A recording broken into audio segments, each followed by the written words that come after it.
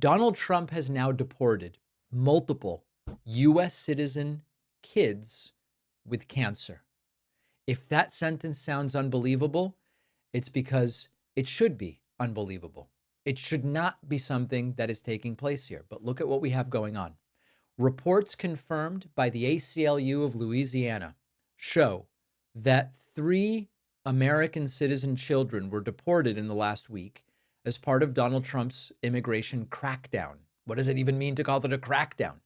Among them, a 4-year-old child with a rare metastatic cancer deported with no medication, no consultation with doctors, no plan to continue treatment. It doesn't stop there. One of the mothers deported is pregnant, expelled from the United States without any prenatal care arrangements. Another mother given less than a minute to call legal counsel before the call was abruptly cut off. A complete mockery of due process. There is no due process. On the one hand, they say law and order. On the other hand, there's no due process being given to people. The ACLU says that ICE was warned ahead of time about the child with cancer's medical condition. They knew, and they deported the child anyway.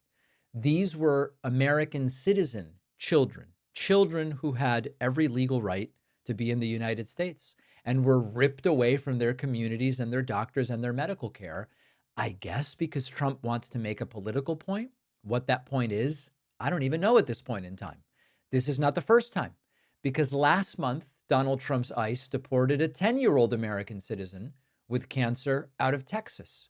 2 separate cases within weeks of each other of U.S. citizen children with cancer being thrown out of the country without medical care.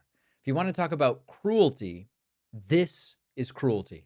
And this is what Trump meant, I guess, when he said we were finally going to have law and order again in this country.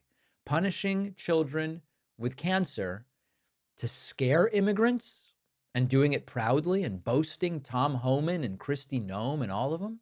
The judge overseeing one of these cases called it what it is. We mentioned it earlier. It's the deportation of an American citizen with no meaningful process, meaning no due process. Think about that.